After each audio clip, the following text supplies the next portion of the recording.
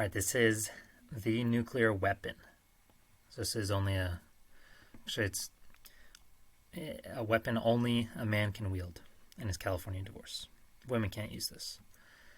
So in this video, you're going to learn what the nuclear weapon is, when to use it, some free game, then keeping most of your stuff in your divorce with me. If you want to skip ahead past this intro, look down below for the video start timestamp here on YouTube.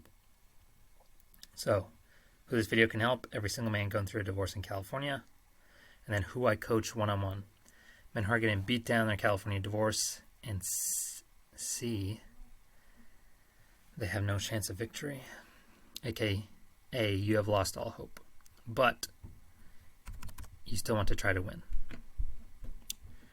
And what is winning? So that's keeping more than 99% of your assets, paying your wife zero alimony, or beating the 80-20 child custody curse, where wife has 80, you have 20, and you guys getting 50-50 child custody instead.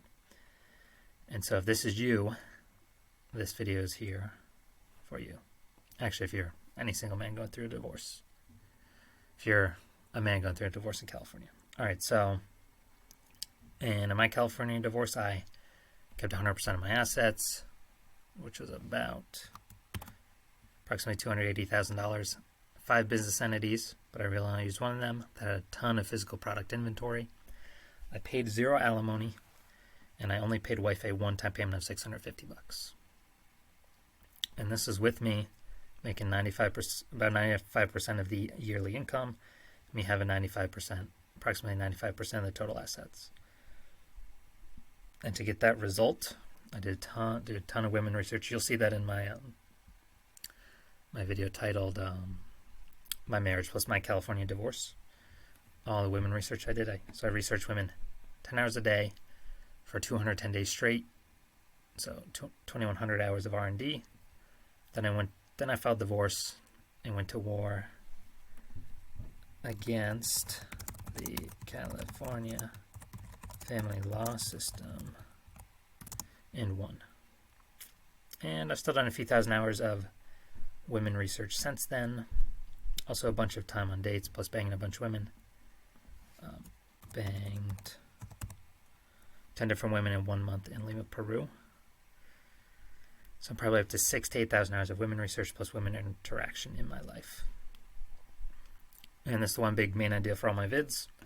Either everything I tell you here is a lie, or you've been lied to your entire life. Only one of these can be true. Because all the stuff I'm going to tell you is going to be opposite of what you've been told your entire life. And so if you don't know, to believe what you've been told or what I'm telling you, go look at the comments. Notice you're unable to prove anything that I say in my video is incorrect. And also look at the comments that none of the other people watching this video are able even to prove one thing I've said in any of my vids incorrect. Alright, so now we're going to get to the nuclear weapon and when to use it. So big in red here. I did not use the nuclear weapon prior to signing my divorce settlement agreement. I used it after we had signed the divorce settlement agreement already. But if so, before the judge approved our divorce, basically approved our divorce settlement agreement. But we had already signed it when I'd used it. I do not have data on the outcome of a man using the nuclear weapon prior to signing the divorce settlement agreement yet. So I don't have that data yet, but I'm assuming I'll get it eventually. So what is the nuclear weapon? Saying the truth about your marriage to your wife's family in a group chat. That's what it is. So let's go back here. Go back to my trusty timeline. So I remember it was like August 3rd August 3rd, 2021, when I told Sarah, hey, I'm gonna file these papers, get this take out of our relationship. It's too stressful for me, blah, blah, blah. So I started thinking about, writing this whole thing up. Basically, I don't know, kind of for me to practice saying the truth out loud and not being afraid of the consequences. It's kind of like starting a semi-public war by saying the truth out loud. Semi-public being like the family group chat. And obviously the other parts were to say my side of the story. Now this was before December 2021, so I didn't know Sarah was lying so much about me, which I figured out December 2021 when I went to her family's place in Mexico. Again, go watch my previous video to learn about that. So I started like brainstorming what I was going to say in August 2021. And I sent this February 2nd, 2022. So it's like, let's say August to September, October, November, December, January, February. Is that five months? August, September, October, November 2nd, December 2nd, January 2nd. Oh, okay. So 6 months later. So I really held it in my brain for a while. And I didn't really start writing it until January 29th. That's when I really started writing, dumping it out of my brain, writing it down. And I took 4 full days to write it. I used a lot of Google Translate. I did a ton of drafts. I wanted it to be perfect because basically I'm assuming this is my last time I'm going to talk to them. And I'm going to say what I feel. I'm going to say the truth. And I'm not going to have fear of the consequences. So yeah, it was 6 months, but I held in my brain for 5 months, 28 days, and I wrote it. I actually wrote it and spilled it out the last 4 days there. So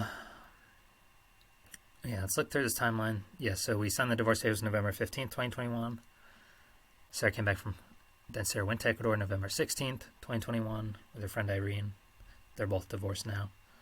Irene was married at the time, but she was banging other dudes at her work, and she had 2 kids, so it looks like the bad influences stuck together.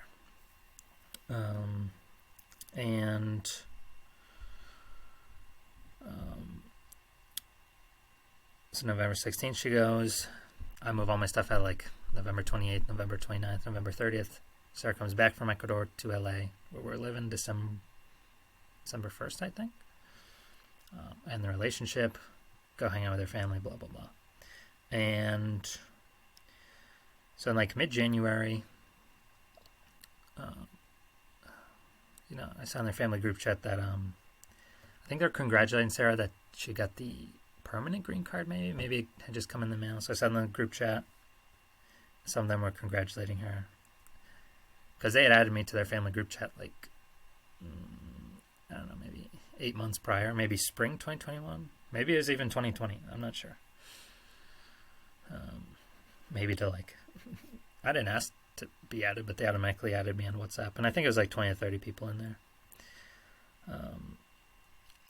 I wouldn't really go in there much, but I was in there if I wanted to see it, the messages everyone was sending. So I went to look at mid-January 2022, said that they're congratulating Sarah, yeah, good job. And I was thinking dude, she needed another person to enable her to do that. Why is no one saying thank you to me? It's not and it wasn't I married her, brought her to the US so that they would say thank you to me. But I'm just thinking she couldn't have done it if I didn't accept her in doing it. So it needed to be 2 gears working together. And they weren't saying anything bad about me, but they just saying hey, good job, Sarah. And I wasn't I don't know, I thought it was interesting. All right, so that was mid-January, maybe January 20th. But I had already moved into my new apartment January 7th. And normally what happens is my birthday is January 31. So normally every year they would,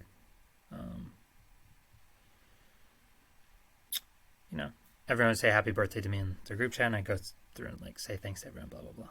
So my thought was to send this nuclear weapon,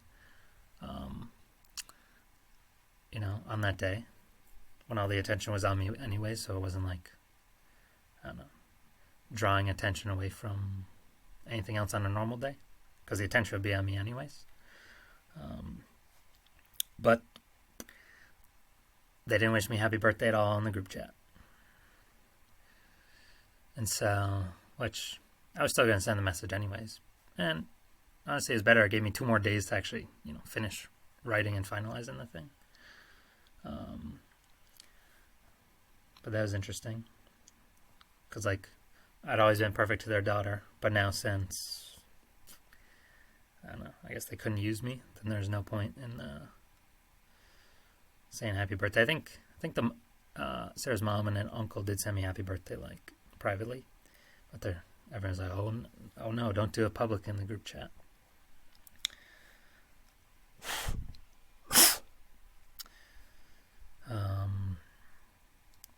So my birthday is January 31. They didn't say anything in group chat, so I didn't send, I didn't drop the nuclear bomb in there. Which is fine. It gave me 2 more days to write it. And all right, let's go to it. So basically, I just dumped everything out. Here it is. I dumped everything out into Microsoft Word.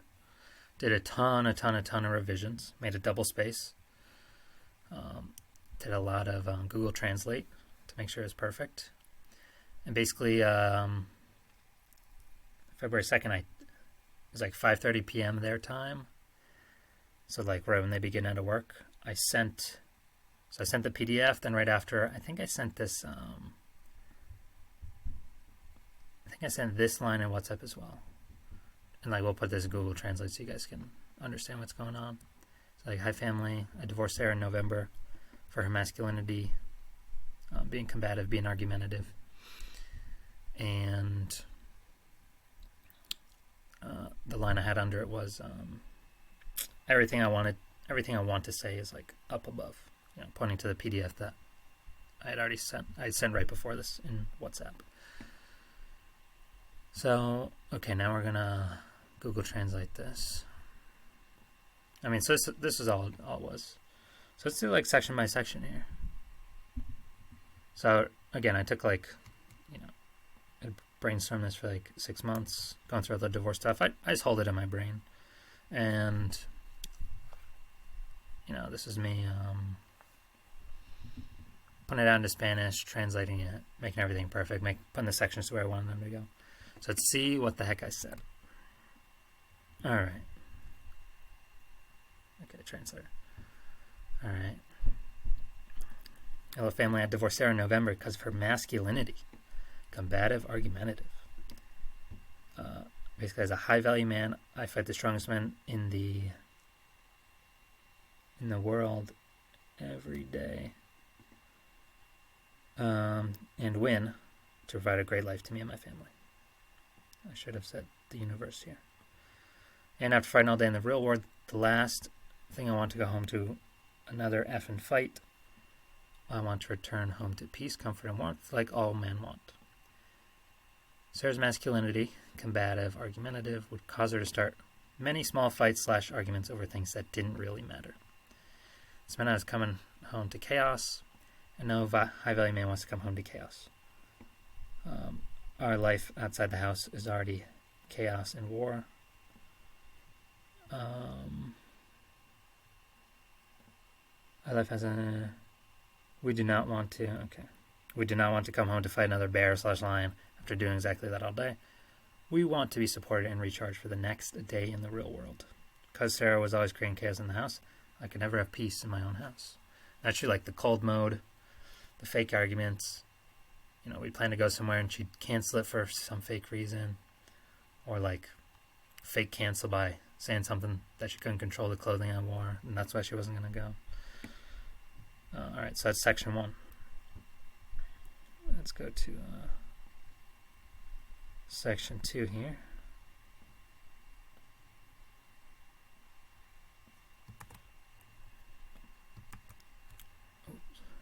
And good. This is fun. This is also fun to practice saying the truth out loud and not being afraid of the consequences. All right, section 2. You can see I put little squiggles here.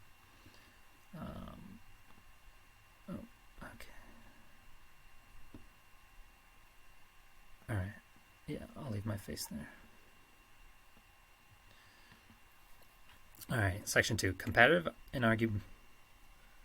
Being combative and argumentative are traits of a strong masculine man who wins outside the home in the world.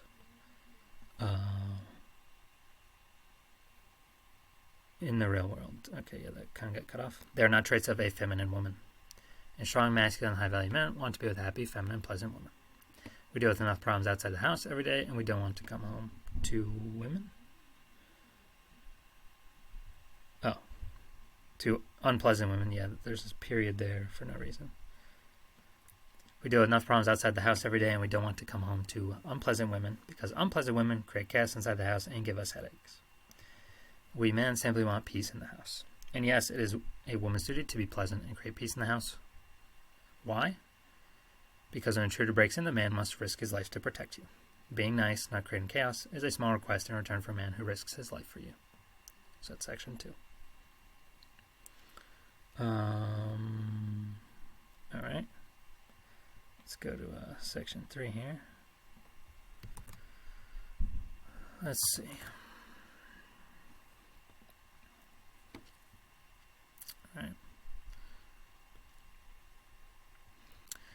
All right, section 3. A dangerous trend I see emerging around the world is more and more women succumbing to feminism.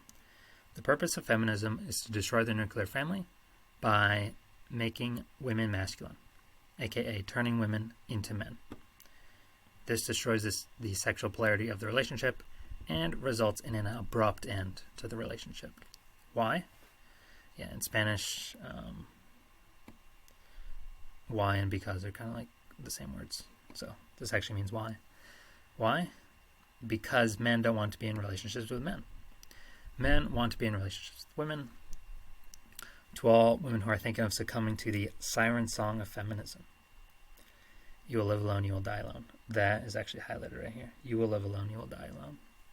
Why? Because there are not 2 kings in one castle. There are not 2 presidents of one country. There are not 2 CEOs of one company. And there are not 2 men in one house. A masculine man will simply replace a masculine feminist. Is that what I said? Yep. Masculine feminist with several young feminine women. It's very easy because there are many new women between 20 and 25 to 25 years old every day. Many new women. And for men, our romantic options increase every day after we are 25 years old. And for women, your romantic options decrease every day after you are 25 years old. This is how the real world works. High-value men prefer to return to a house of peace, and a house of peace is...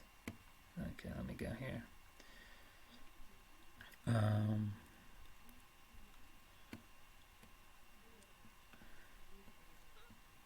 So high-value men prefer to return to a house of peace, and a house of peace is given by a feminine woman. Oh, okay. It is given by a feminine woman. So women, if you succumb to feminism, you will reach the same fate as Sarah. Alone with a dog. So that's section 3.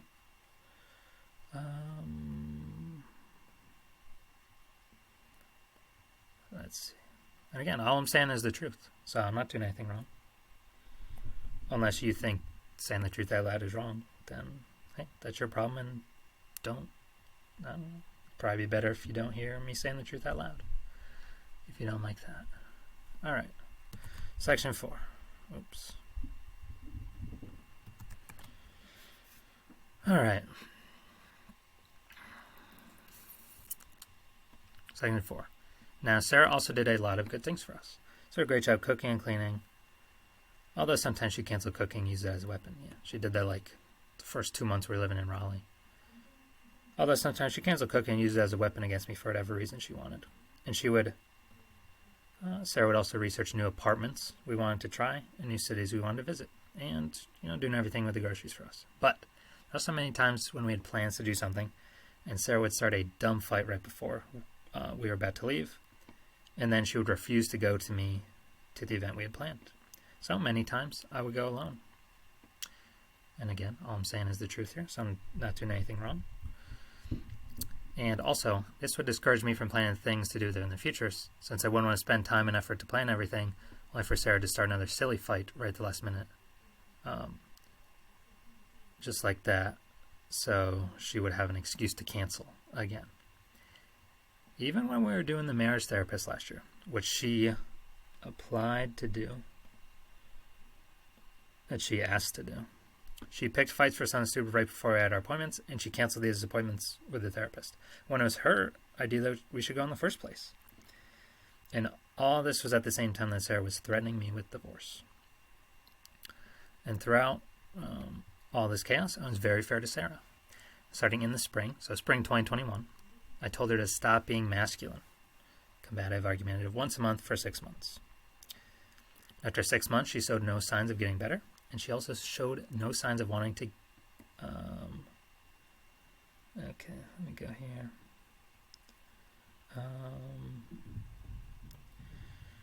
Okay.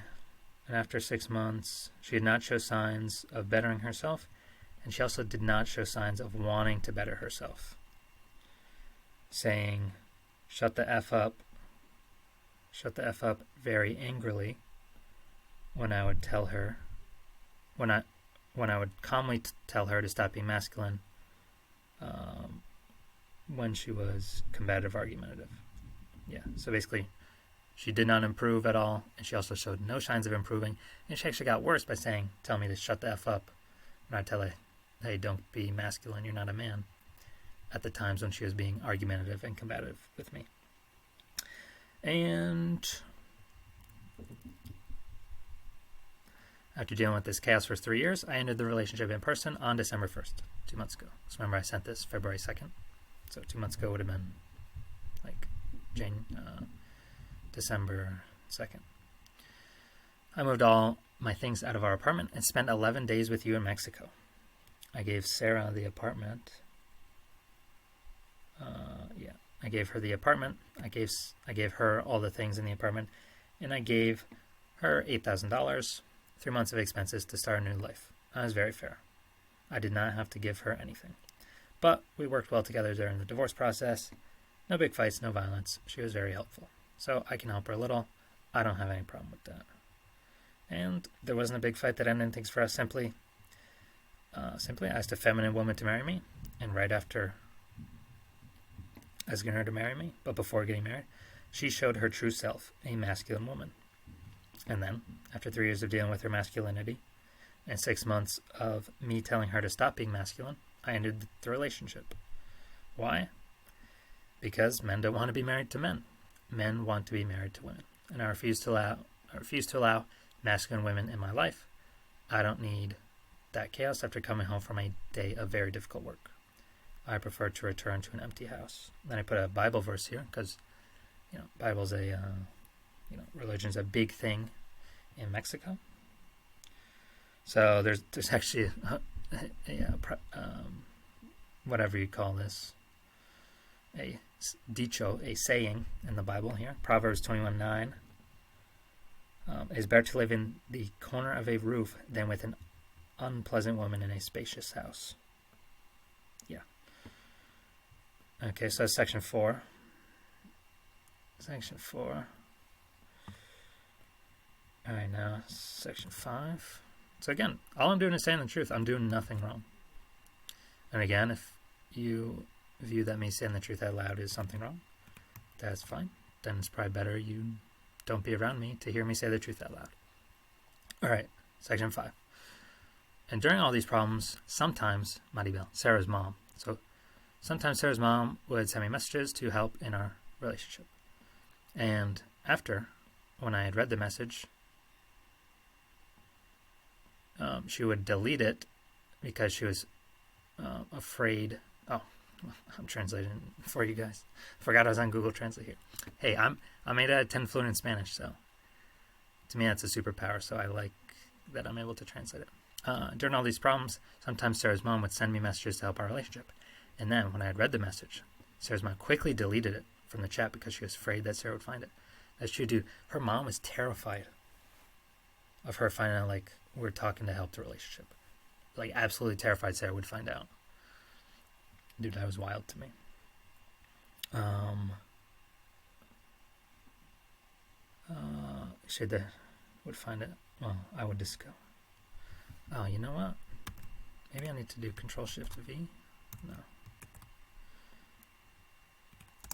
It's because the new line here, entered, bringing a new line, like sometimes screws up the translation. It looks like.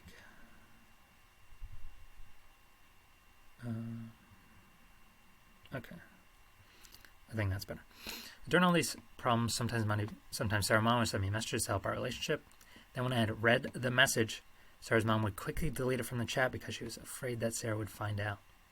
Parentheses, that we've been talking about how to try to fix this relationship. What kind of relationship is that when a mom is terrified of her daughter? Especially when the daughter is in a completely different country. And a few times Sarah yelled at Maribel on the phone and called her bad words until Maribel cried. This is true, I was there. Sarah doing this is not correct. I see this as evil. Again, all I'm saying is the truth and my opinion. I'm doing nothing wrong. Unless you see someone saying the truth out loud is wrong. But, okay, then don't be around me. Alright, let's go to the next one. This is really fun for me to do. I really like the practice of saying the truth out loud. No matter how much fear I was feeling. Let me see if I can add any new lines here. Probably that one. Okay, this is still going. Let's see. Tell us. Okay. Alright. So what section is this? Section 6? Section 6 is a good one too. And for everyone, if Sarah's treating you badly, there's an easy way to solve it. Attention is Sarah's oxygen. She needs attention more than anything in the universe. If she treats you badly, simply remove all your attention from her for 1 week. After 1 week, give attention to Sarah again as normal. If she treats you badly again, remove all your attention from her for 2 weeks. After 2 weeks, give attention to Sarah again as normal. If she treats you badly again, remove all your attention from her for 4 weeks. And so on and so on. And one of two things will happen. Option 1, Sarah will treat you well. Great. You have one person who treats you well in your life. That's a win. 2. Option 2 will happen. Sarah will be out of your life. Also good. Someone who treats you badly is out of your life, and she can never ever treat you badly again. So this is also a victory. So I found the strategy that's a win-win situation for you. You win with both options. And for me, Sarah didn't want to treat me well. She's out of my life. Oh, also, pause. This really only has weight if you, the man, are the one who's filed divorce and you left her, which is only 10% of the time. Men only file divorce 10% of the time. Women, on average, file 90% of the time. Because if she divorces you and then you send this, nuclear option to her family, it still might be fine, actually. But I'm saying logically, they might, when they read it, they might be thinking, well, if she was so bad, why didn't you leave her first? Which is a logical thing. But if you don't care about their opinion, this nuclear option can still be, could possibly still be used for leverage in your divorce, even if your wife filed first. So, if you care about their opinion, then yeah, you would want to file divorce first to send this, nuclear option to them, and then they would actually take it seriously. Cause he filed for divorce first. This is real. Like, this note he's sending is real. It's not made up. Whereas if your wife files for divorce first and then you send this nuclear option to her family's going to be like, well, if she was so bad, why didn't you leave her? So are you lying about her being that bad or what? But again, if you don't care about her parents' opinion or her family's opinion, or 2, you want to practice saying the truth out loud with no fear of the consequences, or 3, you want to use this to get leverage in your divorce negotiations, which I'll explain to you in a little bit, then yeah, you can still send this no matter what. Probably have to change it up to be like, these are the reasons I left her. Maybe to change it to, these are the bad things she did in our relationship. Something like that. All right, unpause. All right, and for me, Sarah did not want to treat me well, and that's why she's out of my life. She wanted to be masculine so much that now she will have to do the masculine part of a relationship herself. 1. Protect herself when an intruder breaks into the house. 2. Protect herself when she's out of the house. 3. Solve problems inside or outside the house that only a man can solve. 4. She'll have to spend a lot of time earning money because now she has to pay for everything herself. Well, I paid everything before, and that's true. When I have not evolved to be proficient at doing these things, these are all things that men have evolved to be proficient for millions of years. And this is what. And because of this, evolutionary biology and the evolutionary psychology of women make these things very uncomfortable for women to do. That's true. Because men and women are different. I did everything above before, but now Sarah feels that she is strong and independent, like we hear the women say these days. She can do everything alone. I had a note I wanted to say about a section up here. It was in my head, but I forgot it. Oh, right here. This, where I said, there's not 2 kings in a castle, there's not 2 presidents of one country, there's not 2 CEOs of one company, there's not 2 men in one house. Go look up, go on YouTube, type in, who was it? It was Hafiz on Fresh and Fit. So maybe go on YouTube and type in Hafiz, Hafeez, space, Fresh and Fit, space, masculine woman. Something like that. I think it's like a 15-minute clip. And he actually, I got these bars from him. Because I'd watched that video like maybe 8 months prior to me writing this, something. I was like, yo, that's perfect. All right, so that is section 6. Let's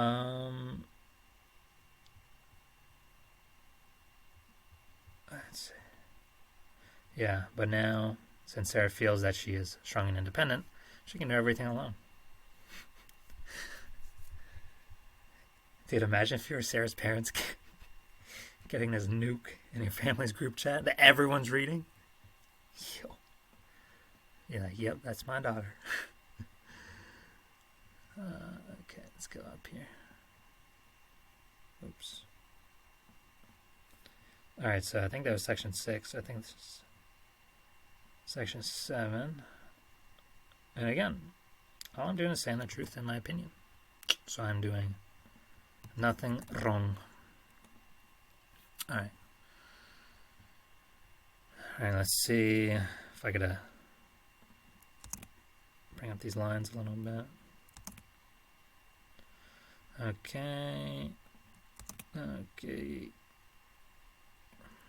So the sentences don't get screwed up in the translate. Alright, section 7, also another great section. Everything in this is awesome. Now, could I be making a mistake and Sarah is a good wife? I could be. It's true, I could be making a mistake. Oh, I didn't even read that. I was just kind of riffing off this. I guess my brain remembered what I said here. But how to know for sure if I'm making a mistake? Well, there's 2 ways. First way, high-value men, successful, strong, masculine, handsome American businessmen, are always looking for high-value women. Feminine, happy, pleasant, useful to his mission, to complement their lives. So, if a high-value man is not giving his commitment to Sarah, that means that Sarah is not giving the man the 4 qualities for a good wife, which are the 4 qualities we listed: feminine, happy, pleasant, and useful to his mission. So the longer Sarah goes by... Alright, so this, I think it's one of my favorite sections. Actually, they're all really good. But this section 7, like sections 1 through 6 was kind of like saying why I ended, why Sarah did things bad, why Sarah's bad, like trying to convince them Sarah's bad. But this section 7, flips it to be like, well, if Sarah's a good wife, she'll have no problem getting another high-value husband. Isn't that right? So it kind of flips it from section 1 through 6 is kind of like me proving her, trying to convince them Sarah's bad. And this section 7 is putting a seed into their brain of what to think about, think about with their opinion of Sarah every year for the rest of Sarah's life when she goes back to Mexico. So it's literally like every time Sarah goes back to Mexico, maybe for Christmas or New Year's or whatever, I have this seed planted in all of her family members' brain where it's like another year that Sarah's not married to a high value man. It's been 3 years now. It's been 5 years. It's been 7 years. It's been 11 years since Colton left. So it's like the longer Sarah goes without marrying a high value man, the more and more correct I become, and the more and more wrong Sarah becomes in her family's, opinion of her. So it's like I'm planting the seed of these sentences her family will go through and thinking of their opinion of Sarah going into the future. So I'm planting the seed. So that's why I really like this section 7. And here it is. So the longer that Sarah goes without marrying a high value man, the probability that she is a good wife continues to decrease more and more. And it's true, because if she was a good wife, someone would wife her up. Oh, there we go. I said it again. Because of the, for this, if she were truly a good wife, many high-value men would rush to commit to her in the form of marriage. But for every day that this doesn't happen, the probability that Sarah is not good wife material increases. So that's the first way. The second way, if Sarah does marry a high-value man, can she continue to earn that man's commitment for life? Or does that man eventually get fed up with the chaos created by his wife's masculinity and end his relationship with her? If this happens, it tells us that Sarah is not a good wife. So if option 2 happens, it tells us that Sarah is not a good wife because the man got fed up and left. So the answers to these 2 ways above will give us all the answers we need to know. And what's awesome about this was, so the first one, where it's like, well, Sarah was a great wife. She'd have no problem. Another high-value man will swoop in to marry her easily. What's interesting is Sarah told me she never ever wanted to get married again. But women's words are nothing. To be honest, my thought is Sarah will get married 2 more times and divorced 2 more times in her lifetime. Now, I'm not going to keep track and keep tabs on it. That's just my estimate. So she'll be a total of 3 times married, 3 times divorced. I mean, why not? Women get paid in the U.S. with alimony, child support, getting man's assets by getting married. So why would they not get married again? So I definitely, when Sarah said, she told me she's never getting married again, that's true for that moment, because women always say what they feel in the moment. But like 2 seconds later, she could feel something different and go get married. So, I mean, that does, so it doesn't really apply to this first one. Like, I think she'll still get married, again, 2 more times. But look, she's nearly 30 now. So it's not going to be with a high-value man anymore, unless he's in his, 50s. And then the second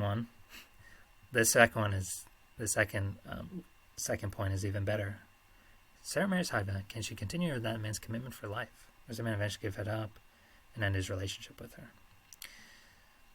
And this is great because I already know from these graphs I've derived for you guys,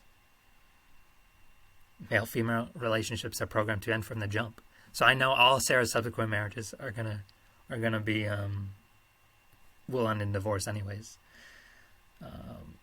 And so the second one where it's like, oh, she can't keep a marriage together. The more times that happens, or the more days that pass with Sarah not marrying at all, the more these sentences spread up in all of her family members' mind. Like, Colin seems to be more and more right every single day that passes. So that's what these seeds were planted for. So I'm more and more right as the time passes. All right, so was that section 7? All right, section 8. And for all the men, your wives will be better wives because of what I did here today, and because of that you will all have better lives. You're welcome. So that's section 8. And for me, let's see. And for me, the most disrespectful thing I could do is see the truth and say nothing. So I'm doing the most respectable thing possible, seeing the truth and saying something. Because I feel like respect and disrespect is a big thing in the Mexican culture. So, and this may also have them question themselves if they were not liking what I was saying. Well, the men anyways. Women don't operate on logic, so this doesn't apply to the women. Like if the men were not liking what I was saying, and then they come to this, and they're like, that is right. All he did was say the truth, so maybe that's not disrespectful. And also, this is, my opinion, my point of view. The most respectful thing I could do is see the truth and say nothing. So I'm doing the most respectful thing possible, seeing the truth and saying something. All right, let's see. What section is this? Section 8, is this section 10? All right. All right. Finally, y'all have always treated me 10 out of 10. Dude, literally everyone in her family was perfect to me, except for Sarah, the woman I married. Like 44 out of 45 people were perfect. It was amazing. I love going down there. But like the one person that's terrible to me was the one I married. Like, what? That stinks. So I told him, hey, y'all have always treated me 10 out of 10, so I want to continue coming to see y'all every year. So if you want me to go to Mexico, invite me. Send me a message on WhatsApp or Facebook Messenger. If you want to come once a year, that's fine. If you want to invite me once every 2 years, that's fine. If you want me to never come back, that's fine too. But I'm not going to be afraid to tell the truth. That's not me, no matter the consequences. And what was interesting was everything in here I basically had in my brain and spilled it out. But I remember this sentence was like, I didn't have in my brain at the time. But when I was writing this section 10, I think it is, this just spilled out, it came out of my soul. So I put it down because I always say what I feel. But I'm not going to be afraid to say but I'm not going to have fear of saying the truth. That's not who I am. I do not care what the consequences are, no matter the consequences. And then this last one, section 11, is, okay, that's everything, adios. Okay, that's all, bye. So I sent that so that's everything. Basically, every line except for this line that I'm highlighting right now was in my brain for 6 months. This one spilled out, is the only line that spilled out right when I was typing it. Like literally right as I finished this line. This just came out with like no pre-thought. I said, okay, that's all, bye. And all right, so that's the full nuclear weapon. That's like the final one. Yeah, I don't care what the consequences are. All right, so I sent it at 5. I think it was like, it was 5:30 their time. LA may have been on the same time. Maybe 1 hour ahead, 1 hour behind. I'm not sure. And so I sent at 5:30, like right when everyone was getting home from work, so I'd get like the best bang for my buck. And yeah, 5:30 p.m. their time, everyone getting home from work. Be everyone like the most accessible to see it.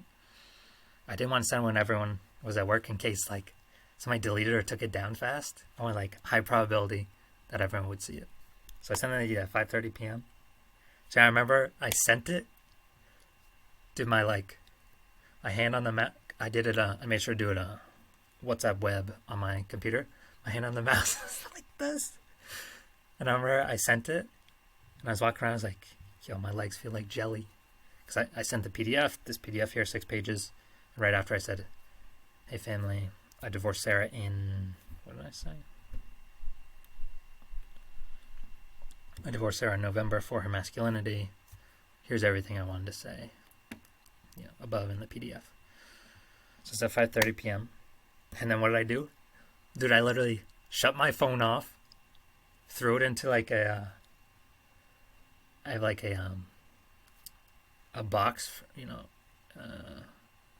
kind of like in the kitchen, like a plastic container that would hold like flour or something. You dump the flour out of the bag into the container. Threw it in one of those. It was empty, and it came with a timer on the top. Put the timer for like 10 days or something. So I literally shut off my phone and threw it into the box. But actually, I remember when I sent it, literally, dude, in like 3 seconds. So it's on WhatsApp or maybe like 5 to 10 seconds. I sent it. I closed the app. I opened it back up to make sure I sent everything. I sent the PDF and the message below. Explaining the PDF, just like the two the 3-line message. Made sure it was 2 check marks, so it was delivered to everyone. And then, dude, within like 10 seconds, I saw that like 3 people had already viewed it. And there's probably like, I don't know, 30 people in the group chat. So once I made sure, okay, I sent the PDF, I sent the message. Both are double check marked on WhatsApp, so both have been, delivered to everyone's phones. I'm getting views. The family like opened it super fast. Dude, I literally get my phone, shut it off, powered it down, dude, threw it in the lockbox for like 10 days. And I'm like, I don't know what the consequences are going to be, but I'm going to train my brain to say the truth out loud and not be afraid of the consequences. So what happened? I think like a week later, my mom was like emailing me. She was trying to call me a bunch, but my phone was was locked in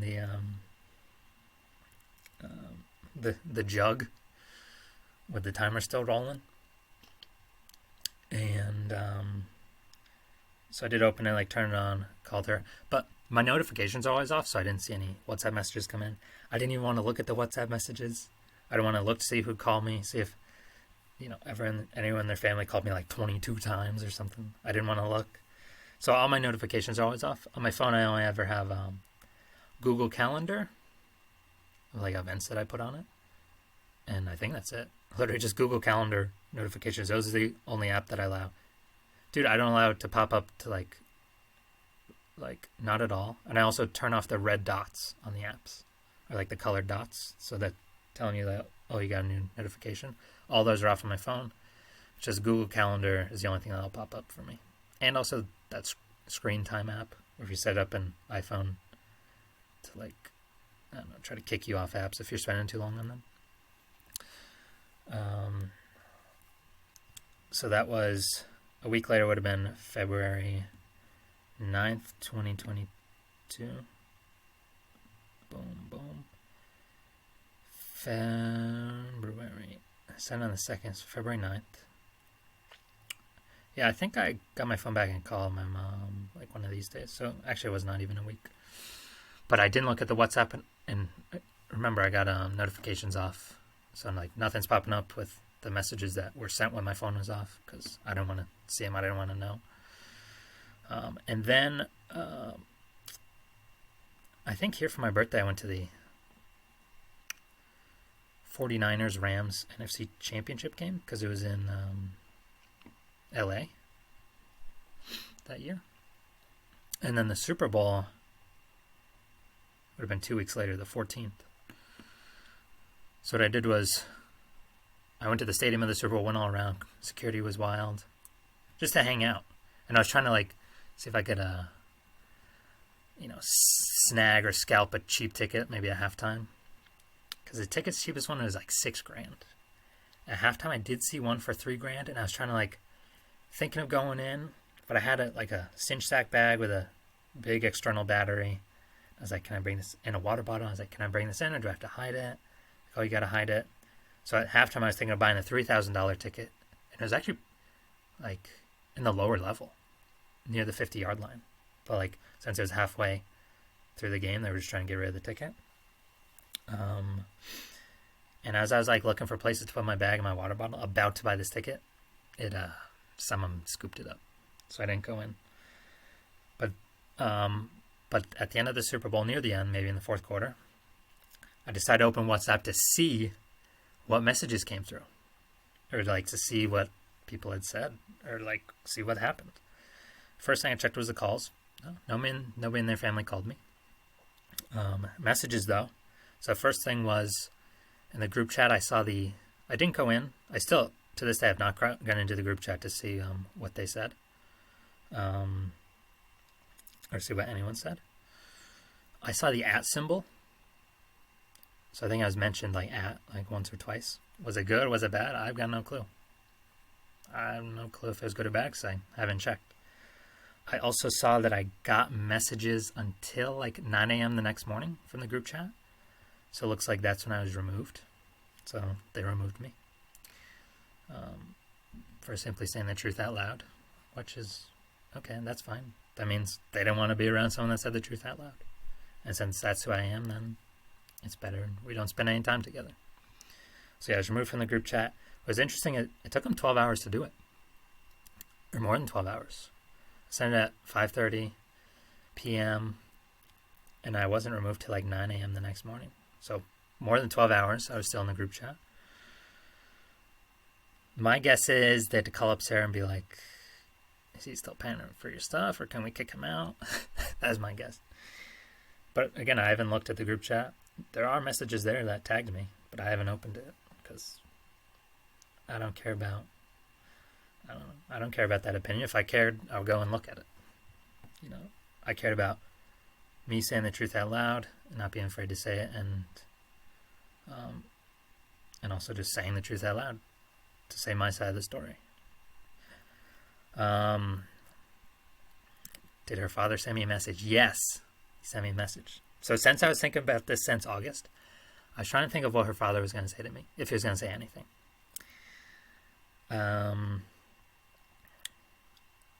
So for the 6 months before I sent the message, I was thinking he was going to say one of two things. These are the only logical things I could come up with him saying to me. One would be,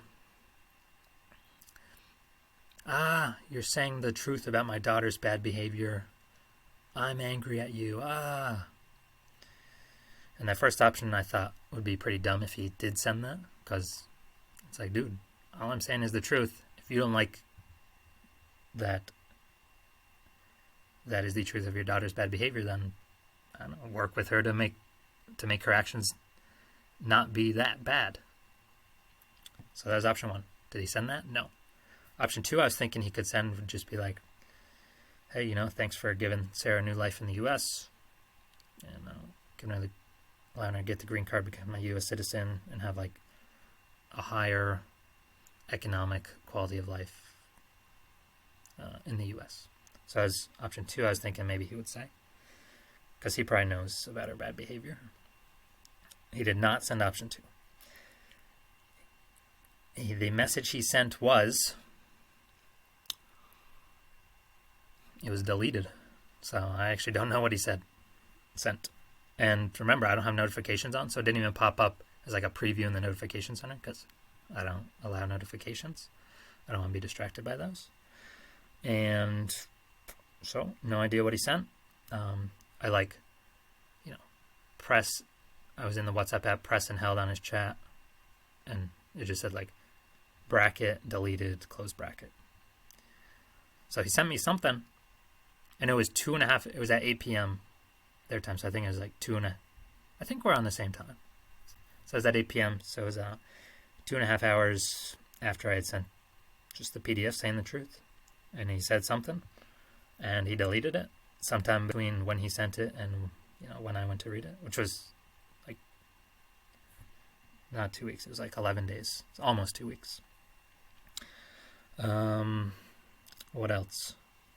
So group chat, people said stuff. I didn't look at it. Her father did send me something. He deleted it. Maybe it was a butt text, and he didn't mean to send it, so he deleted it. Or maybe it was something else. I don't know. I've never asked. I never asked him what he sent. I don't care. The only thing I thought was that's the only thing I thought was that's the worst thing he could have done. The best thing would have been to say his opinion and be strong. I feel like the second worst thing, but still fine, would have been to say nothing, but at least have a plan to come kill me or something. But the third option, way. So option one, best one is here. Option two, still kind of here. So option one, say what you feel and don't be afraid of saying your opinion. Option two would be say nothing, but at least have a plan to come kill me. And then way down here, option three would be to say something and then delete it. Because to me that looks like weakness and cowardice. And so, in my opinion, he did the worst out of all three. Because if he said what he felt, be like, really? You're deleting your opinion? Okay. So, Yeah, he hasn't sent me a message after that. But again, I don't even know what he said because he deleted it before I could read it. And I don't know how long until he deleted it. I got no clues. I didn't, it was 11 days from when I sent the message to when I actually looked at WhatsApp again. Or when I sent that PDF and then actually looked at WhatsApp again. All right. And then, all right, so I did have 2 messages from 2 uncles. And they all, look, everyone was always perfect, amazing to me. 2 messages from the uncles. Had a message from 2 different uncles. And they're the ones that live kind of farther away out of the city, but they always enjoyed seeing me there and like talking with me. And both of them were basically like, hey, thanks for telling us how you feel. You're always welcome back here in Hermosillo. And that was it. I mean, they sent me a block, a paragraph, but like those are the 2 big main ideas. Like, hey, thanks for telling us how you feel. Yeah, you're always welcome back here. So as I said, I just got 3 messages. One from Sarah's dad, who deleted it. 1 each from 2 uncles, who are the ones that like live farthest away, so I'd really only see them if there's a party or fiesta, which since I would go on Christmas and New Year's, like alternating, that's when they would come by. Whereas the other uncles were kind of like on the same street or around the corner, so I could see them more. So there's the 2 uncles. And yeah, I sent messages back to the 2 uncles once I saw their messages, because they didn't delete them. And I was like, all right, cool, yeah, thanks for everything. Send them a picture like, hey, I'm here at the Super Bowl stadium. I know you guys are watching on TV right now. And yeah, being at the Super Bowl stadium was cool. The people that didn't go in, dude, like the streets, people's houses that were right next to the stadium, they had lawns. They set up big projectors. You'd have like 200 people on the sidewalk, because they would actually put a fence around their yard, so they could be in the yard watching it. But they had a big projector, so you'd have like 200 people on the street watching the game on the, be like kind of a bouncy house inflatable thing. I don't know, backdrop with the projector, like high power projector shooting it at this big bouncy house. I don't know, backdrop screen for projectors. A lot of food vendors, a lot of people out. And then like up near at the stadium entrance in the parking lot, people brought their TVs. So you have people on their coolers huddled around the TVs, watching the games. So that was really cool. So I sent them, I told the owners like, hey, all right, yeah, thanks for your message. Thanks for everything y'all have done for me. Here I'm at the Super Bowl, adios, something like that. And they're like, cool, awesome. Talk to you later. All right, so I didn't check the messages in the group chat, still haven't to this day. So his father sent me something but deleted it. 2 uncles sent me something. I messaged them back like 11 days later when I actually looked at it when I was at the Super Bowl. Because I wanted to be somewhere happy, doing something exciting, in case when I looked at these messages, it was like a ton of negative energy to me. But that didn't happen. No one said anything negative to me directly. Maybe in the group chat they did. I don't know. I haven't checked. But her father said something, and he deleted it, so I didn't read it. I didn't get a chance to read it. The 2 uncles were really nice. They had nice messages. So the 2 uncles, one had a daughter 15, and the other had a daughter like 19. So one, maybe they were thanking me for elaborating on the feminism thing, because maybe they didn't even think about it. The feminism turns women into men, and then the men they marry are just going to leave them because they don't want masculine women. So maybe they were happy that I opened their eyes to this issue that could cause their daughters to, have their protector and provider leave them. The second thing is maybe now I was an eligible bachelor for their daughters. I think one was 15 or 16, one was 19. Obviously, it'd be more for the 19-year-old. Maybe that's why they're being nice, or they're just being nice because men respect not being a coward and like saying your opinion, saying what you feel. So maybe that's why they're super nice to me. And again, this is the day after oh no, it was 2 days after. Sarah's mom and one of the uncles from across the street from Sarah's house sent me like happy birthday messages. They didn't send me any messages directly after this message. As I said, there's another thing. Oh, the other thing was all the time I knew Sarah's parents. Yeah, I would always have them on WhatsApp. And I'd talk to her mom the most after I married Sarah. Probably because her mom was trying to make sure Sarah didn't muff it up. But she did. But after I sent the message, after I went in back to look, so I sent the message, the PDF, February 2nd. I went back to like look at the messages February 11th, or when was it? Let me see. January. It was 22. So I sent it the 2nd. And I didn't go back till the 13th, so 11 days later. For the first time,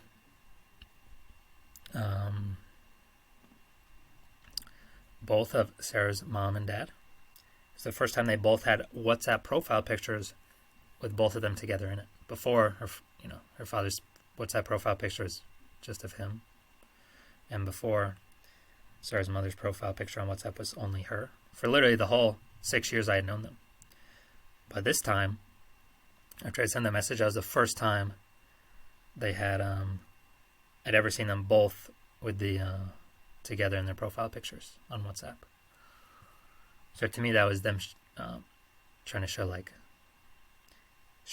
unity and strength through the turbulence or something like that via their WhatsApp profile pictures. So that was it. That was a difference that I saw. Nobody sent me any negative messages. Nobody. Maybe, again, maybe in the group chat there were some. I don't know. I haven't opened it. No woman sent me a message. Because remember when the invaders are at the gate, all the feminists, all the women run and hide. So that was demonstrated in real life. No woman said anything to me. But they're probably all wet reading that message. Like, man, I wish my husband would beat me down like this and show some strength. And then, I think a year later, literally like a year later, 22nd, 23rd. Yeah, it was like early February 2023 when I was in Lima, like nearly 12 months ago. Her mom hit me up asking for help with divorce, to get the divorce papers or something. Tried to call me a bunch. I just ignored it. Haven't heard from her since. So that was the first time hearing from her since I had dropped the PDF nuclear weapon 12 months prior in February 2022. So it was the first time I heard from her again, February 2023. Haven't heard from her since. The uncle, the across the street uncle, didn't hear from him till like Christmas or I think it was New Year's 2023, so about 12 months ago. He said like Happy New Year to me. He also sent me happy birthday message. And he didn't send me anything like, it had been like 11 months in. Well, he didn't send me any message after me throwing that PDF in the group chat, but he waited like 11 months to contact me again. And then right now, just Christmas and New Year's, just in the last 2 weeks, he sent me another like, Merry Christmas message, Happy Birthday, or no, Happy New Year's message. And maybe he'll also send me a happy birthday message.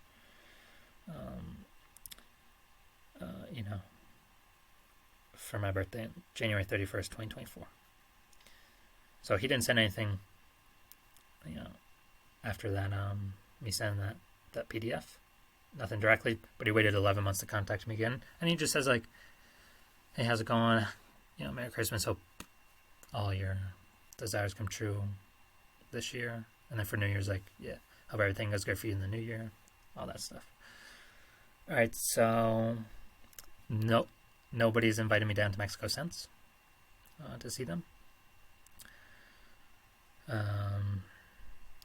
Which definitely makes it easy for me, because if they did invite me, that'd be kind of a hard decision for me to decide what to do. But it's been, how long has it been? I went down 2021. So it's been 2 Christmases they did not invite me down. So probably third Christmas they will also not invite me down. But it makes it easier for me to not have to make the decision to go or not go. So that's fine. And again, I get to see what their real opinion is through their actions, or what their real desires are through their actions. So that's fine. All right, so that is sending it. Now, we signed November 15th, 2021. I sent this message February 2nd, 2022. And our divorce had not been, approved yet.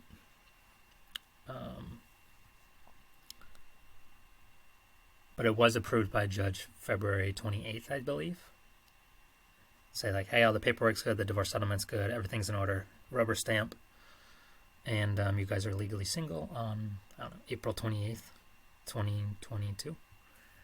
So you just wait. And then the only thing legally single means is you can get married again after April 28th, 2022, if I wanted to. All right, and then Sarah. So what happened with Sarah after sending this message? So she didn't send me any message immediately. I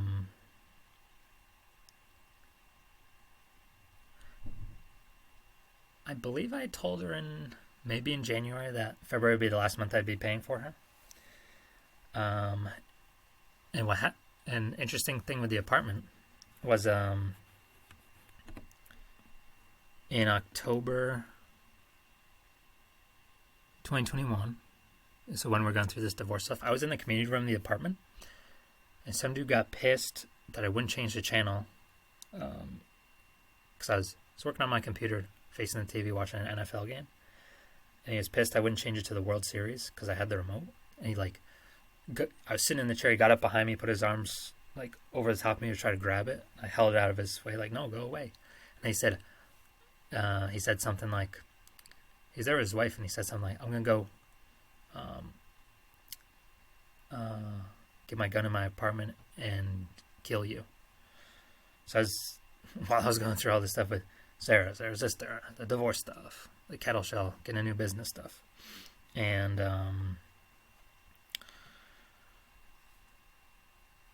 so there's actually a law in California that allows people who have been threatened with, violent crimes to get out of their lease early. It's mostly for domestic violence, but there's a new thing for 2020. When did that happen? 2021? I think January 1, 2021 came into effect, where it includes threats with a weapon. And the dude threatening to go get his gun and come kill me, that constitutes a threat as a weapon. So I didn't know this law existed, but in October I just called the police, made sure I get a police report. And it turns out I could use the law for up to 180 days to leave, to get out of the lease with no penalties. And I worked with a tenant attorney to interpret the law, see if we're interpreting it correct. And I think the way we also interpreted it was, if any threat happens to you anywhere in the city, I don't think it has to be in the apartment, but anywhere in the city, you could also use it to get out of the lease. And again, this is really intended for victims of domestic violence to leave easily. But the universe gave me something so perfectly good to get out of the lease, because the lease was till June. So it was another, 8 months? And so the universe gave me a good, easy outcome of my divorce, and easy to leave the apartment. Just had to write him a letter saying, hey, I'm using this law because we had a threat with with a weapon. At this date, I am within the 180 days to use this event, and here is the picture of the police report. So we do not owe any rent from 14 days of submitting this letter to you. And so that was a strategy to get out of paying for this apartment. And I was lucky because we were divorced now, and it was well, this is kind of forcing me out of the apartment anyway, so I might as well take it. Because it's like, I love going to the community room, but now if I'm being threatened to kill there, I can't use the community room. I'm fearing for my safety. So I didn't know the law existed at the time when this event happened, but when I researched, is there a law to get out? Yeah, and I actually read through, California legislature. They got a page with all the laws on it. I went to the page for this law, read it, interpreted it with the tenant attorney. He read it. So we went back and forth. We wrote up the letter, submitted it. So basically, I sent that PDF to Sarah's family's group chat, like 30 to 40 people, on February 2nd. And actually, before I move on, one of the things I wanted to, one of the reasons I wanted to send this to was also to orient the men down there in like a correct way of thinking about relationships, if their wife was doing the same thing to them. So a big thing like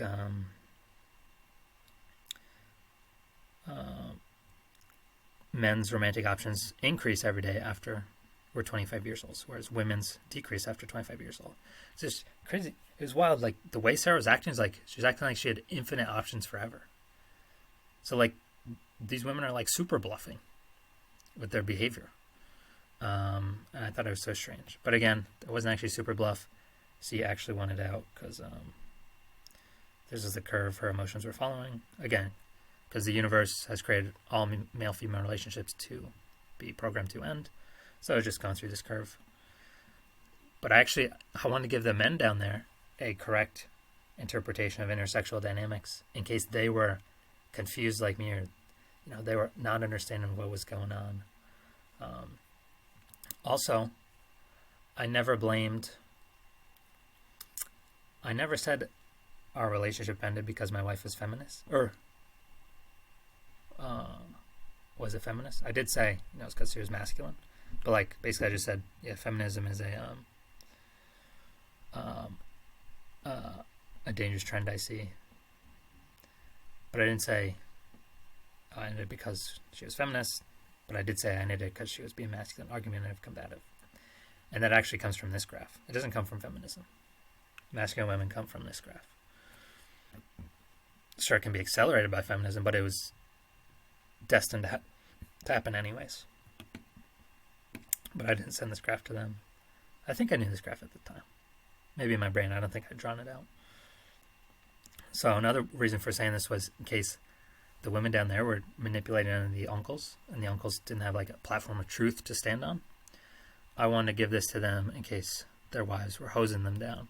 And like maybe they're working and like their brain's in a tornado, they don't have time to think about these things. So I want this to be, something they could use as a platform of truth to stand on. Be like, oh man, my wife's been doing the same thing. Oh man, I can just replace her with a bunch of younger women, 20 to 25 years old, and I don't have to deal with this old masculine bag anymore. Heck yeah. Because, dude, life is way better after getting rid of the masculine women. So much better. So another reason for saying this was to keep, to give the platform of truth to the men, the uncles, and also the cousins.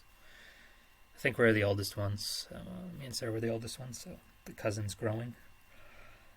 How to think about relationships. So this stuff I said might have also clashed with maybe the religion stuff, where it's like stay together under God. But I bet with all the men, something I said here resonated. And maybe with Sarah turning masculine after we got married. I work hard at work all day. I don't want to come home to another war. I'm at war all day anyways. So really, in case the men were getting hustled and totally emotionally tornadoed by their wives. Because the only way that can happen is that the men do not have the platform of truth to like base their decisions on as their, basically as a reference point. So that's another reason I wanted to say this in case the men there are getting like beat down by their wives. And like women like know all this stuff. So the only way they can beat down a man with this like emotionally is if the men does not know this stuff. So that's another reason why I sent this. To help the men out down there. All right. So we're talking with Sarah. So it's February 2nd, 2022. I think in maybe at the end of January, I told her like, hey, I'm not gonna pay the apartment anymore. We're going to get through with it. And I think she emailed like, I don't know, maybe the 9th sometime to say, hey, what are we doing about this apartment thing? And I just told her like, hey, yeah, I'm, talking to a lawyer right now. I'm gonna get the document, get the letter and all the evidence so we can send it to the apartment people for us to legally get out of this lease. And then we talked on the phone like, I don't know, a few days later, maybe like, let me see when, or I'm going to try to guess when. Maybe like, I don't know, maybe the 14th, maybe we talked. I don't really remember when, but I remember we sent the letter to the apartment the 15th, so maybe it was the 14th. This is the most amazing phone call I've ever had in my life. So here we go. Here's what I know from the phone call. It's 5 minutes long. What did we talk about? I have no idea. So all this information I'm giving you is the information I had right when I ended the call. So this is what I knew. It was 5 minutes long. What did we talk about? I had no idea. But it's probably I knew it was not. We did not talk about anything sexual. And 2, we probably talked about the apartment stuff. And point 3 is I had a massive boner. So, go through that again. I knew the call was like 5 minutes long. I don't know what we talked about, but I had a massive boner at the end. But I know we didn't talk about anything sexual, and I'm pretty sure, like 99.9% sure all we talked about was apartment stuff, getting this letter, and I was probably like, oh yeah, I sent it to the lawyer to review. He'll give it to me, and then we'll have both of us sign it. And the reason why I say that is the most amazing phone call, because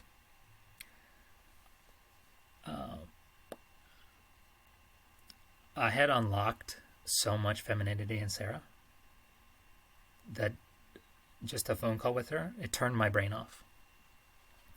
And it wasn't her saying on the phone call saying, oh, you're so amazing, why should you bang me, blah, blah, nothing like that. Like again, at the end of the phone call, I was like, why do I have a raging boner?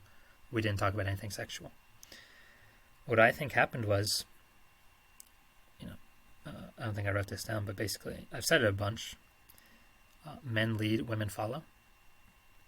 So I think with me sending this message and saying the truth and not being afraid of the consequences, like I said down here, I believe this is something like maximum masculinity, which forced her to be in maximum femininity the next time we spoke, or next time we interacted. On the phone call, I also know she didn't say anything about this letter, didn't complain, didn't say anything. I was like, oh, that's why Rich told me to never let women know that their emotional / mental warfare is getting to you. Because that's how women go to war with, against mental and emotional warfare, is not letting anyone know that it bothers them. Yes, so even to this day, she said nothing to me about this letter. She didn't say anything on that 5-minute phone call. But dude, I had a raging boner at the end. And we didn't talk about anything sexual. So my thought is this. I send this letter. It's like the maximum masculinity she had ever seen in her life, which put her into maximum femininity when dealing with me. And my only thought is, like, I didn't notice this consciously, but my only thought could be her voice frequency went to some like secret unlocked hertz frequency range where it still sounded the same consciously, but unconsciously, like, I don't know, woke up some primal, super feminine unlock in my brain that made my brain turn off and gave me a boner. Because even right at the end of the call, when we hung up, I was like, I have no idea what we just talked about. Because literally, dude, my brain has only shut off 3 times in my life.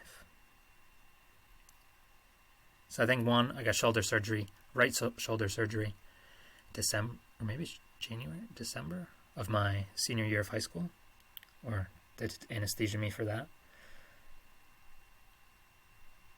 And I think that's it. I just got my wisdom teeth out, but that was after sending this. So I think My brain had only been turned off once prior to this, and it was from the anesthesia for my right shoulder surgery. But dude, the amount of femininity I got from her, and like, she wasn't saying like flowers and pretty things to me. We're literally just talking, I'm pretty sure we're only talking about the apartment and like, oh yeah, I'm gonna get the lawyer to go over this, then I'll send it to you to sign it, and then you send it back to me, then I'll send it to them, and then you got to be out by like February 28th, because I had moved out already, January 7th. Well, I'd moved out November 30, but I moved into my other place January 7th. But again, dude, I had a raging boner. Like, I unlocked some insanely, like, I unlocked max femininity, and all my research with women, all reading all this stuff, testing, reading stuff on Reddit, watching stuff on YouTube, reading the forums. I never once heard anyone say they'd gotten that in a woman. The only thing I've read or research that was something similar was Rollo Tomassi had a video. I don't remember the title, but it was basically like the maximum femininity you can get from a woman is when you kill her alpha, and then she'll want to give you the coochie like double time, which makes sense because women are super attracted to killers. They're always attracted to the most dominant man, and like killing her alpha right in front of her, and she'll want to bang you like right then and there. And dude, I think I unlocked that level of femininity. Maybe I unlocked a level higher, maybe it was equal, maybe it's a little bit lower, but that was a level of femininity I've never read about, I've never heard about in all my research, where, dude, I think it's just her voice frequency changed, and I didn't even notice it consciously. It's the only thing I can guess. So her voice frequency switched, I don't know, maybe like 3 hertz higher or something, like not even noticeable to the human ear, but consciously, but noticeable to my nervous system unconsciously.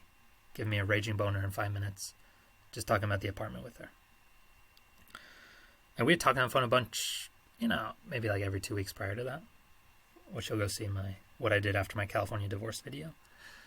And I'd never gotten a boner talking to her like that ever, on the phone. And again, we didn't talk about anything sexual in this phone call, like mid-February, or like February 13th or 14th, whenever it was. And so that is why I'm calling it the nuclear weapon, because I believe it unlocks a level of femininity that you can only get close to unlocking, or the only other level similar is when you kill that woman's current alpha right in front of her. It just unlocks this level of femininity I had no idea existed. And I'd done all the research and never researched or experienced or heard anyone's experience anything like that. Also, I'd never gotten that out of a woman before her, nor after her. I think we talked on the phone maybe in March. I did block her like mid-March. So maybe, or I don't know if I talked to her on the phone after that. Maybe it was just messages through WhatsApp, where I would just ignore. And yeah, to this day, I've never heard anyone unlocking the amount of femininity I did. I've never unlocked the amount of femininity I did since. I mean, I probably will eventually. Got to build up to that point, though. Get enough distribution. Which is insane. It shut my brain off. And I'm the number one guy of the universe, so I got the mega genius ultra brain. And like, my brain is completely wiped. At the end of the phone call, hung up, I was like, I have no idea what we just talked about, but I have a raging boner right now. But I know we didn't talk about anything sexual. That was literally like the notes I put into my brain right at the end of the phone call. And the only thing I could think of is her, I unlocked some super level of femininity in her. It made her voice unconsciously go to a different frequency than any man's ever gotten from a woman. Unless if he kills that woman's alpha right in front of her, you'd probably get that same amount of femininity. And here's why I'm calling it the nuclear weapon. I remember Tom Likas had something called the Hail Mary to try to get a woman to get an abortion.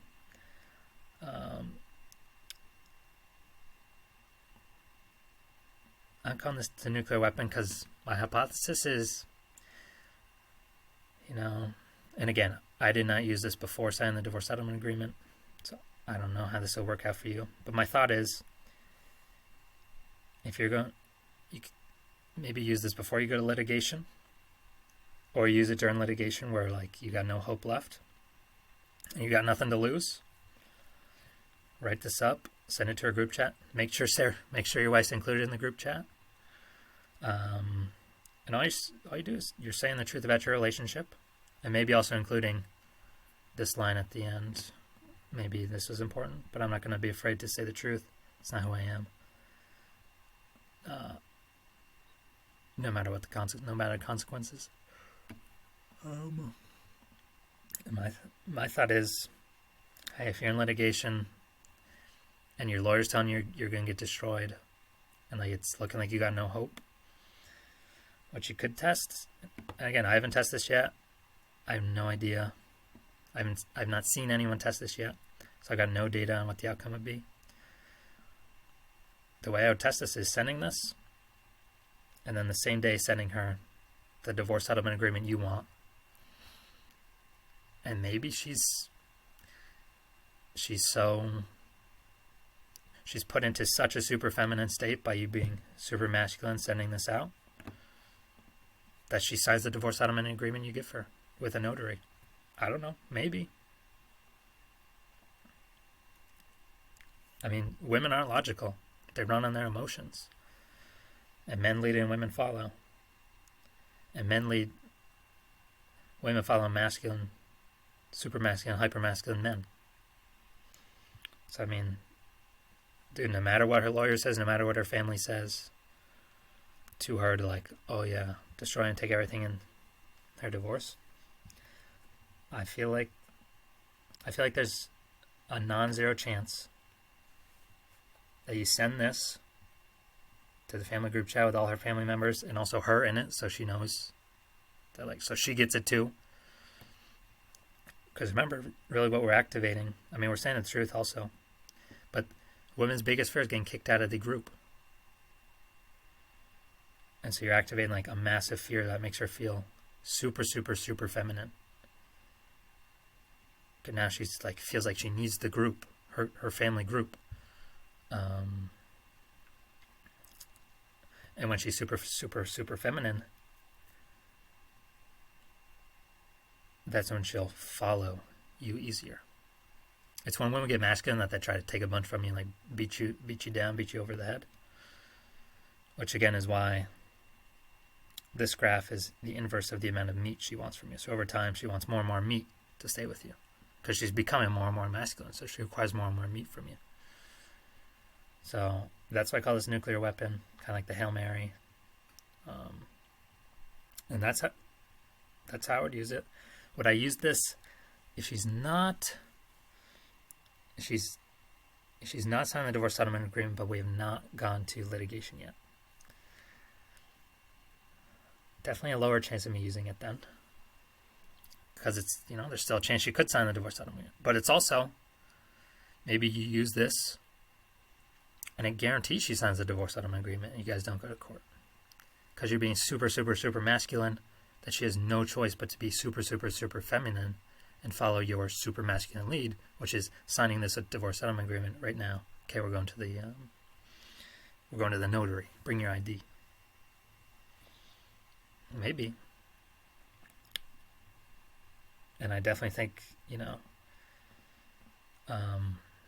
if your lawyer knows you're going to get destroyed in this divorce, you're going to lose I don't know, over 100K, 6 figures, maybe even over 50K if you go litigate and you got to pay lawyer's fees and her lawyer.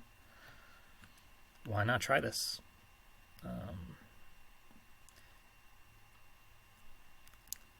Here's the data you need. She did not try to destroy me after me sending this letter. Or me saying this note to her family. She did not try to destroy me at all.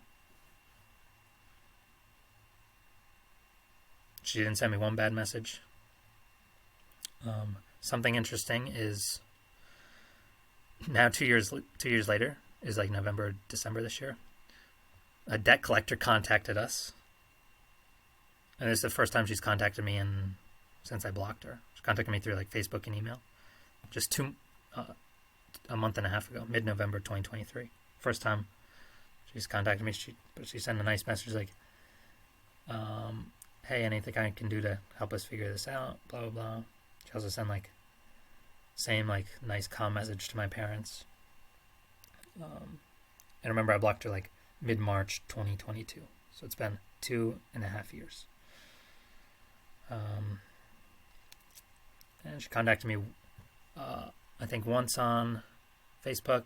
I didn't even open it. Once on email. Once on a text. I have a Google Voice number, so the second number I used. Not threatening me with anything, just saying, hey, how can I help us resolve this? It's been like really nice. I'll send a nice message to my parents once I didn't answer her on any of those 3 platforms. And she didn't threaten anything. She didn't say, I'm going to destroy you.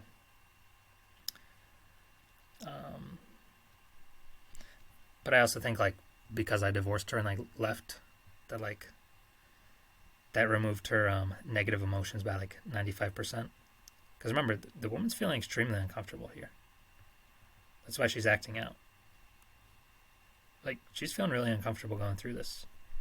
It's like a werewolf mode. She's a nice, normal human. Then it's kind of like when the full moon comes out and the universe puts her into werewolf mode. She can't control it. She's just a slave to her emotions. She gets super masculine. It's very uncomfortable for her. So I think just me leaving decreased her uncomfortable emotions maybe by like 95%. And put her back like to being more feminine. Just by me leaving. But again, I sent this message. And so like after I had left her, she was super fine and nice on our phone calls. Never threatened me with anything. Nothing like that. Never any bad messages. For like our phone calls of like 3 months after I divorced her and left and moved out. Or 2.5 months. Basically mid-December to mid-March. And even after sending this, she didn't threaten me with anything. She didn't say, I'm going to sue you. She didn't say anything bad to me. And even now, 2.5 years later, or maybe 2 years, 8 months later, talking about this debt collector coming after us. So it seemed like the apartment's... we did everything correct. I even talked with a lawyer since we got this debt collector to pay the $7,000 debt. And the lawyer's like, no, you did everything correct. This debt collector's dumb. No, she hasn't done anything bad or masculine to me since leaving her. Although one time she did send me a message in like early December when I was talking to her friend. She's like, hey, can you please stop talking to my friends now? But I didn't respond to it. But no masculinity from her after sending this. No threats from her after sending this. But I mean, I wasn't getting any anyways, since I'd already divorced her. But just note, I got no bad behavior from her after sending this. That's all I'm saying. And so,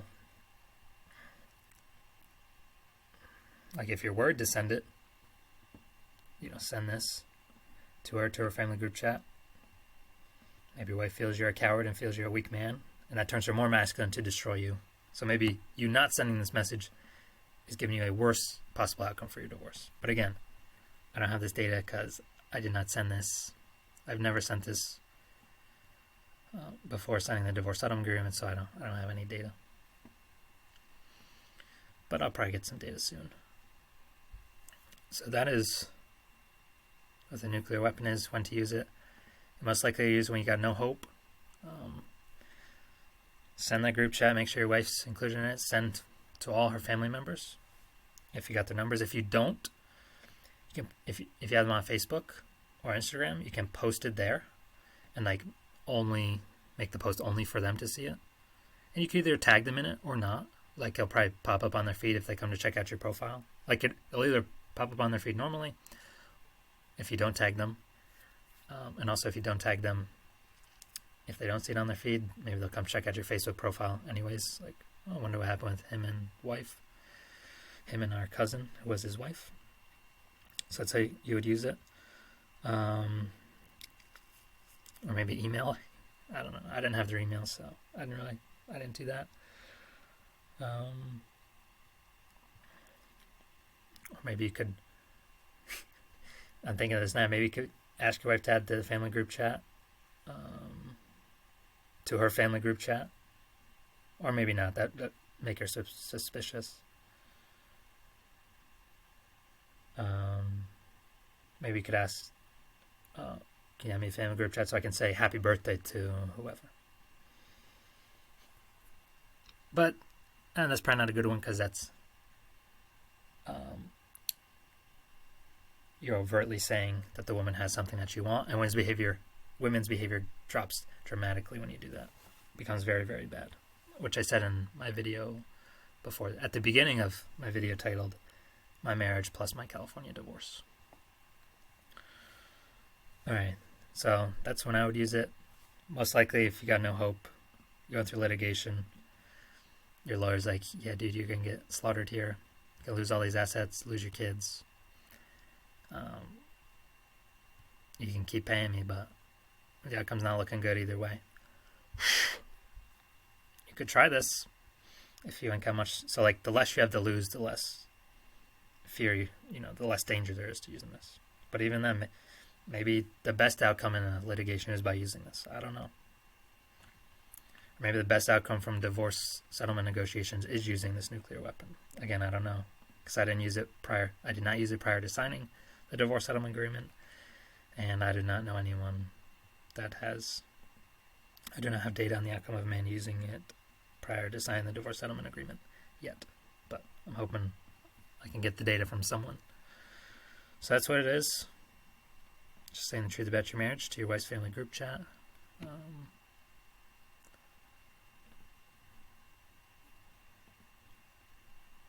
Let's see. All right, moving on to some free game.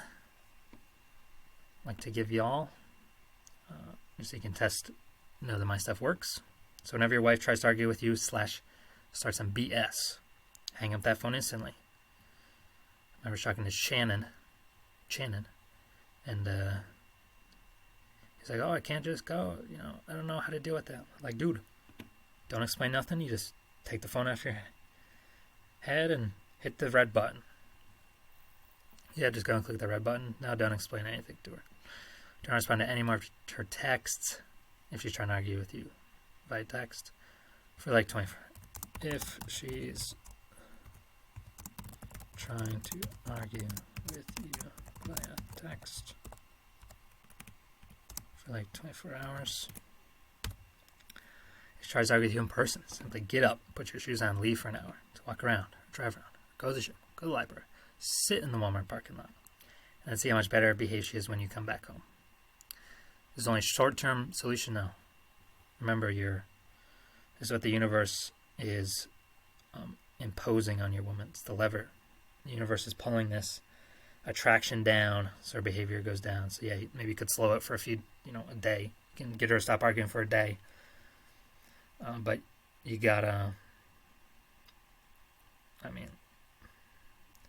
to me, since I know this graph, it makes sense to leave as fast as possible, because she's doing 12 things per day you don't like right here, and then she'll eventually be doing 17 things per day you don't like down here, and then 22 things per day you don't like down here, while she's throwing her coochie around to another man anyways to try to lock in more resources in a new relationship to leave you while you're paying the bills. So that's why even AFAP as fast as possible is smart. And also, if you're going through the divorce process with her, following the strategy will satisfy the meats equation in her brain. You're giving her a low amount of meat down here, low meat, which makes her feel your strong sperm and require less from you. So she's going to take less from you in the divorce. All right. Do not argue with her. Remove your attention from her. Do not blame her for anything. It's a big one. She's only doing what the universe is forcing her to do. Because women are slaves to their emotions, and emotions is the universe speaking to us. You blaming her for her bad behavior is showing that you, as a man, chosen to not understand the universe. And the universe has programmed women to absolutely slaughter men. Is she recording here? Okay, I think so. And see how much better behaves. But remember, this is only a short-term solution. And once you do this, you'll know my stuff works. Bring your credit card to me on IG so you can pay in full to keep most of your stuff in your divorce. You can do it on IG or maybe through email. Alright, so that's that. And then keeping most of your stuff in your divorce with me. Yeah, I'm going to create this California God divorce doc. It'll just bring in all these notes from all these videos. And most importantly, all these derivations we got. That I'm the only one in the universe that has them. Click on the notdivorce.com link below, plus enter your info. Again, yes, that's how you'll get access to this in the view mode. So also when I update it, you'll automatically get all the updated stuff as well. And then a video explaining my services are coming in the next few weeks. They'll be linked below as well, with a special until January 31, which is my birthday. That'll be the last night. All right. So, all right, this is a nuclear weapon. Anything else about it? No, just I was amazed the amount of femininity I unlocked. I unlocked like some super unknown, buried ancient magic level of femininity. And I'm thinking, hey, maybe this is unlocked during the divorce process. I can get the man an amazing outcome. That's my hypothesis. So, all right, that's everything. Adios.